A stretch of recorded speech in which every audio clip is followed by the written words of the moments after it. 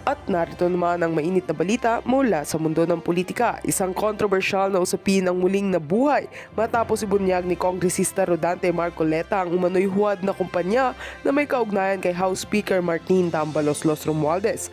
Ayon kay Marcoleta, hindi katanggap-tanggap ang taktikang ito at kailangan ng agarang aksyon upang maituwid ang maling gawain. Sa kanyang talumpati sa Kongreso, inilahad ni Marcoleta ang detalyadong ebidensya kaugnay ng sinasabing peking kumpanya na di umano'y ginagamit umano ni Romualdez upang makalamang sa ilang transaksyon. Sinabi ni Marcoleta na malinaw na may mga paglabag sa batas at posibleng may mga taong nagiging biktima ng ganitong uri ng modus. Ayon sa mga dokumento at iba pang impormasyong ibinahagi ni Marcoleta, ipinapakita na may mga transaksyon na ginagawa ang kumpanya na tila pinalabas na lehitimo. Subalit sa pagsusuri, ito pala ay hindi rehistrado o walang sapat na legalidad. Dagdag pa rito, posible raw na may mga tauhan sa gobyerno na kasabwat sa pagtatakip ng operasyon ng kumpanyang ito. Kaugnay nito, mabilis namang itinanggi ng kampo ni Martin Romualdez sa mga akusasyon. Ayon sa kanilang pahayag, walang katotohanan ng mga ibinabatong paratang at handa umano silang humarap sa anumang investigasyon. Iginit pa ng kampo ni Tambaloslos na isa itong desperadong hakbang ng mga kalaban sa politika upang sirain ang kanyang pangalan. Samantala, umapela si Marcoleta sa mga kinauukulang ahensya ng gobyerno na imbestigahan ng nasabing usapin. Aniya, hindi maaaring palampasin ng ganitong uri ng anomalya dahil sa implikasyon nito sa tiwala ng publiko sa mga namumuno. Nanawagan din sila ng publiko na maging mapagmatsyag at hindi basta-bastang maniwala sa mga nakikita o naririnig. Sa kasalukuyan, mainit na usapin ito sa mga diskusyon ng taong bayan. Patuloy ang paglilinaw at pagsasagawa ng investigasyon upang matukoy kung may katotohanan nga ba ang mga aligasyon. At heto nga mga balitang ating pagkakatutukan. At kung bago ka pa lamang sa aking channel, ay huwag kakalimutang mag-like, share and subscribe para updated ka sa aming mga bagong balita dito sa Tatak Pinas.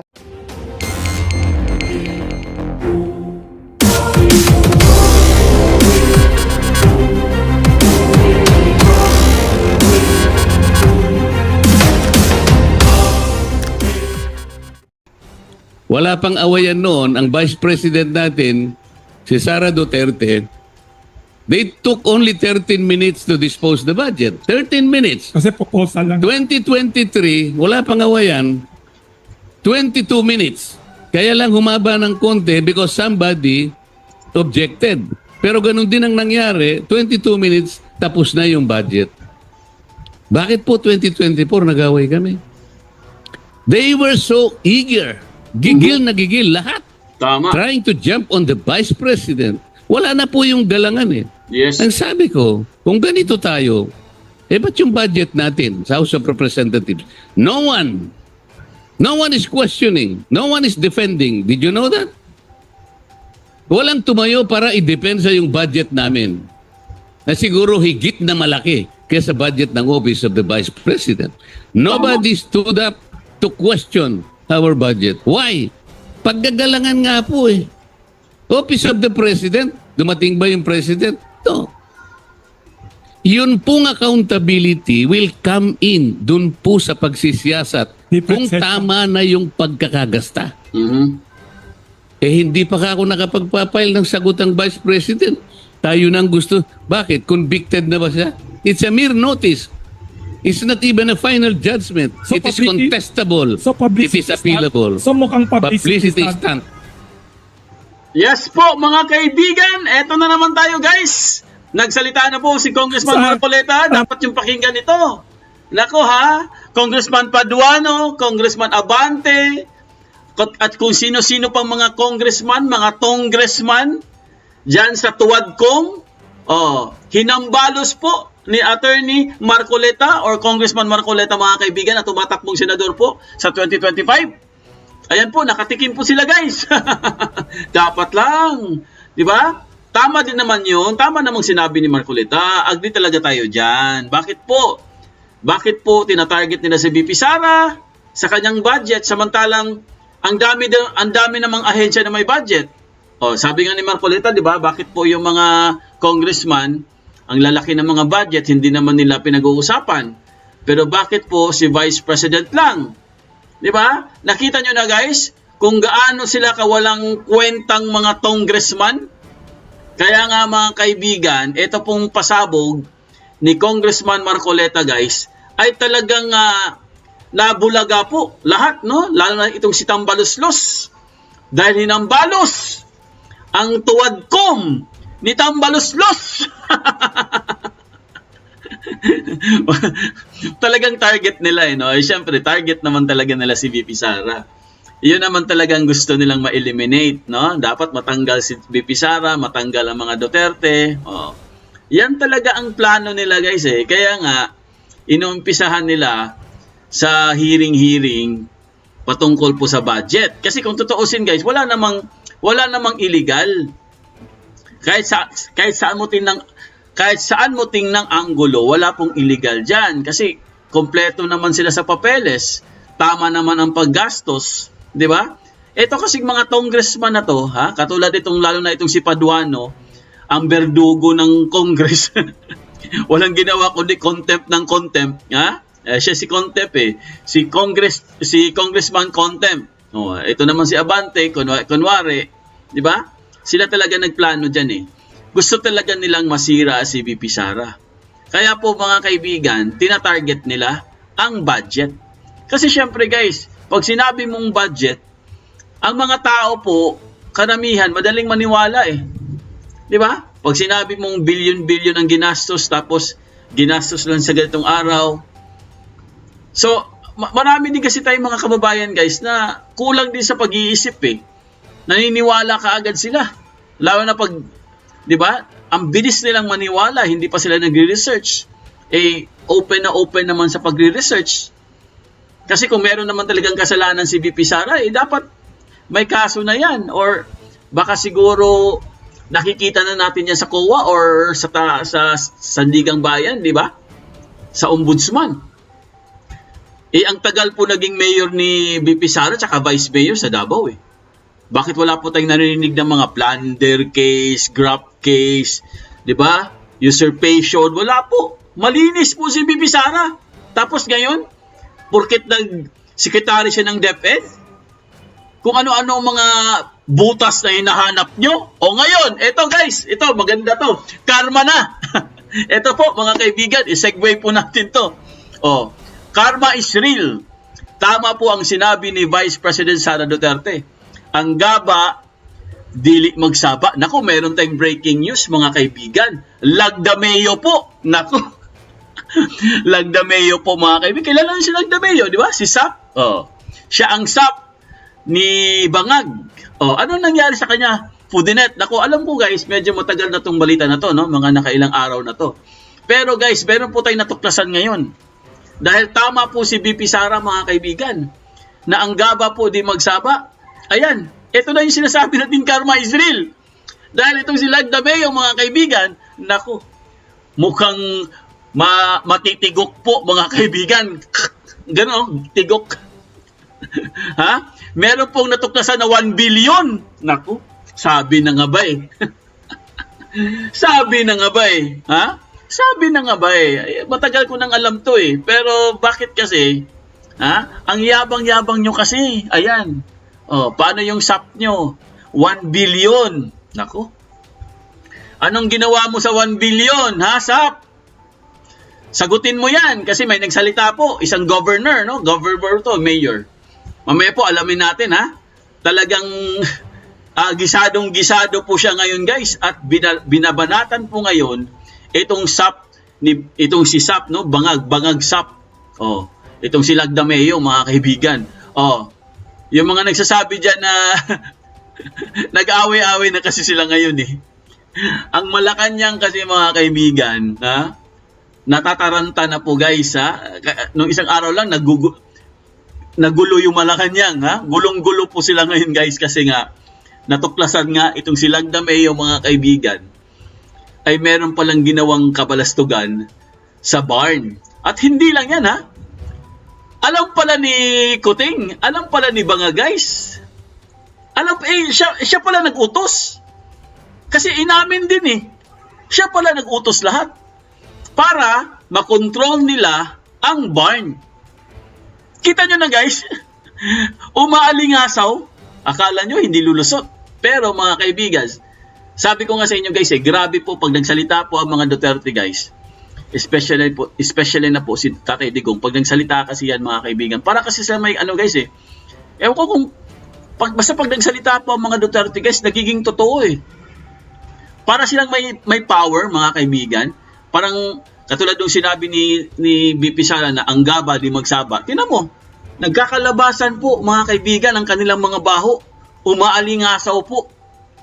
Kaya nga ako talagang naniniwala ako guys itong si BP Sara, na kung ako sa inyo, tigilan nyo na si BP Sara. Kasi pag kayo tinamaan ng karma ni BP Sara, ayan, katulad ni Lagdameo, anong mangyayari sa kanya ngayon? Anong mangyayari sa kanya ngayon? Malamang sa malamang, kailangan tanggalin na siya sa pwesto. Di ba? Kailangan tanggalin siya sa pwesto kasi grabe po ang kanyang ginawa Wala pong patawad ito guys. Ang dami po nagreklamo. Hindi lang po mga ordinaryong tao nagreklamo mga kaibigan. Mga matataas po na nasa posisyon, mga opisyal, mga governor, mga mayor at kung sino-sino pa. At hindi lang yan. Pati po itong si Bangag mga kaibigan. Gusto na rin nilang sipain. Yeah! Karma is real. Nakaganti din tayo, di ba? Tahimik lang po si Duterte, tahimik lang po si BP Sara. Siyempre, ganun talaga guys Ay, mabait ang mga Duterte. Pero tingnan nyo naman, sino po ang nag-ano niyan? Ang karma po. Dahil hindi po papayag ang Panginoon na lalapastanganin lang po tayo ng mga bangag. Lalo na si Tambaluslos. Nako. Ewan ko lang pero pag-usapan po natin. Pero kung bago pa lang kayo sa amin channel, mag-subscribe na po tayo mga kaibigan. Huwag niyong kalimutan mag-comment lang at mag-hit notification bell para updated kayo sa aming mga bagong videos. ADM 2.0 po ang aming FB page. Follow, like, and share ng mga videos. Ayan, live na naman tayo. Happy Monday po. Naku, Lunes na Lunes. Grabe naman yung topic mo po din. Lunes na Lunes. Tanggalan na kagad sa pwesto. Sana tanggalin na din si Bangag, no? Sabay sila. Tatanggalin daw sa pwesto. Bakit siya lang tatanggalin? Dapat si Bangag din tanggalin na rin. Dapat din lahat na sa Malacanang, umalis na kayo, sipain na lahat. Palitan na ni BP Sara. Wala naman talaga kayong kwenta. Ngayon, ito guys 1 billion. Gaano kalaki yan? Sabi buwan-buwan daw 1 billion. Grabe naman kayo. Wala kayong awa. Dahil po, mga kaibigan, hangol ba? Mga hangol sa kapangyarihan. Mga sugapa. Ano ba yung hangol sa ano? Ano ba yung hangol sa Tagalog? Palagi ko nakakalimutan yung hangol na yan. Hangol sa ano ba? Hangol sa power. Hangol sa kapangyarihan. Sa Tagalog po, sugapa, no? Tama, sugapa or ano ba sa Tagalog yung hangol?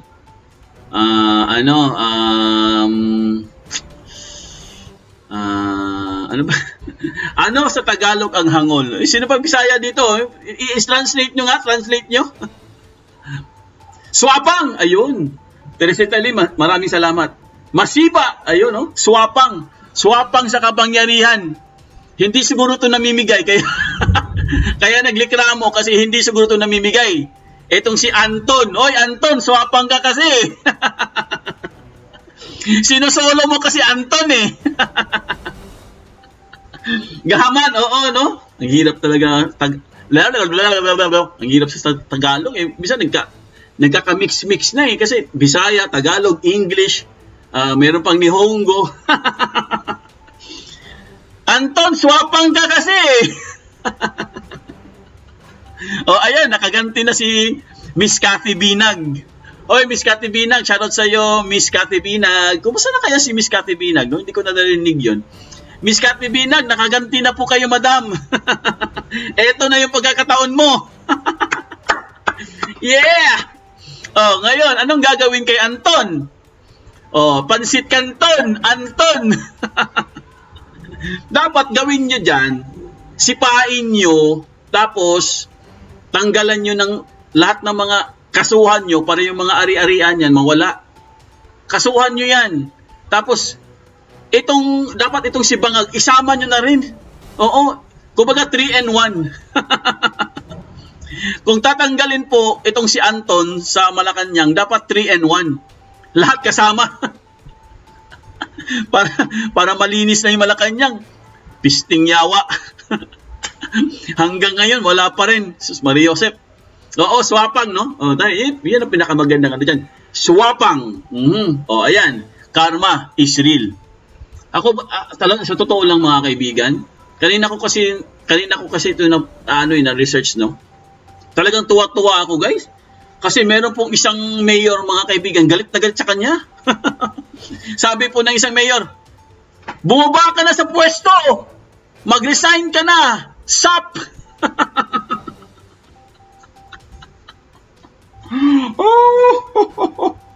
Buti nga sa'yo.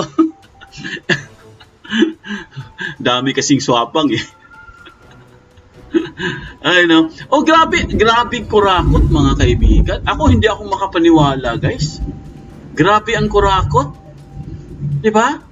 Kunwari nagbabait-baitan. Kunwari dahil syempre appointed eh. Nagbabait-baitan, kunwari okay. Yung pala sobrang swapang pala mga kaibigan. Oh, ito po ha, ito ha. Ito guys, pakinggan natin. Okay? Ano lang to ha, umpisa lang to guys. Kumbaga patikim lang to guys, patikim. Okay? Ito, papakinggan po natin mga kaibigan. Ready na ba kayo? Ito po ang totoong karma. Pakinggan natin guys. Of SAP Anton Lagdameo. Nako. Ito na sinasabi ko. Ito na guys. Ito na. Kilala nyo ba to guys? Kilala nyo to?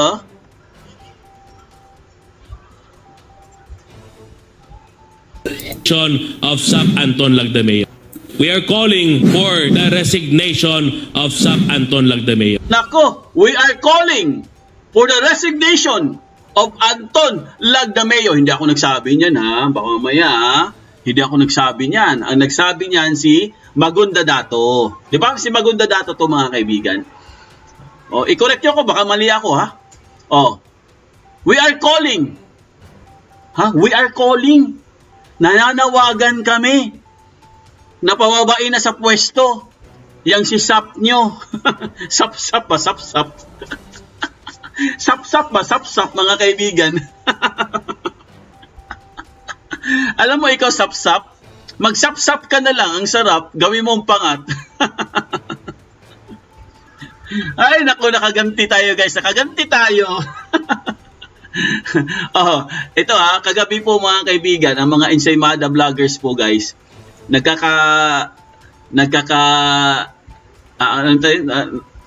tawag dito? Yung mga Ensaymada vloggers kagabi, nag-aaway-away na po sila guys. Yung iba gusto na pong kumalas. Oo, no? Umiyak si Don.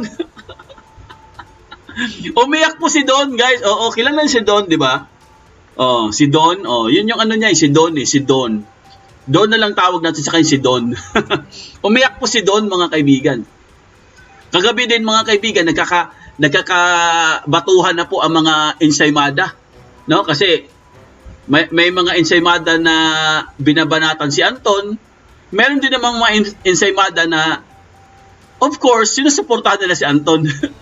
hindi sila magkatugma eh.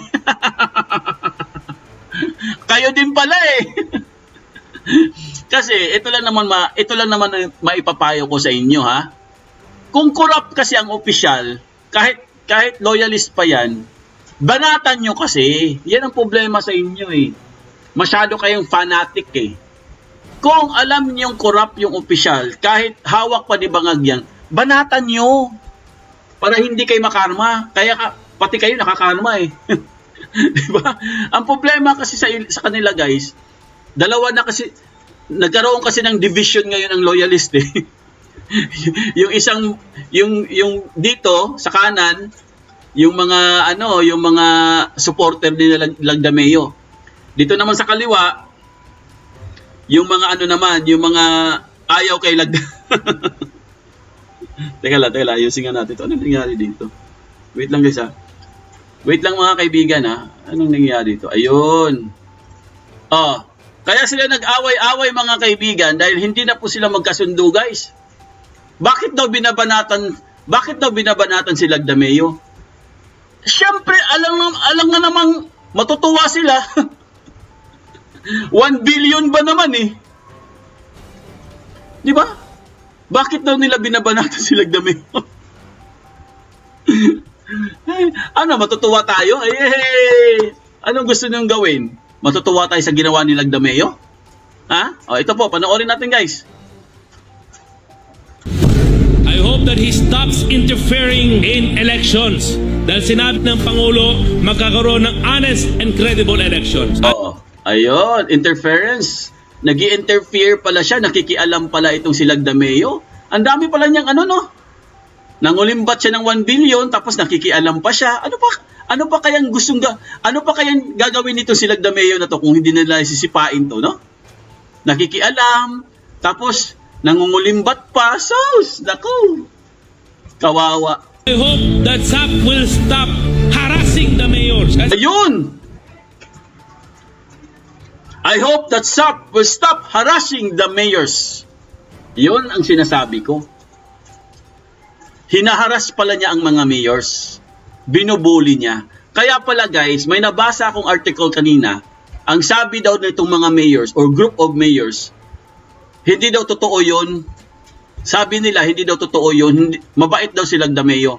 Kaya pala sinabi nilang mabait si Lagdameo kasi tinatakot pala sila mga kaibigan. Hinaharas pala sila. Binubuli. Kaya syempre guys, wala na pong choice ang mga mayors. Anong gagawin ng mga mayors? Syempre, luluhod na lang sila. Luluhod kay Lagdameo. At syempre guys, susuportan na lang sila kay Bangag. Kasi nga, binubuli sila mga kaibigan eh. Tinatakot sila guys.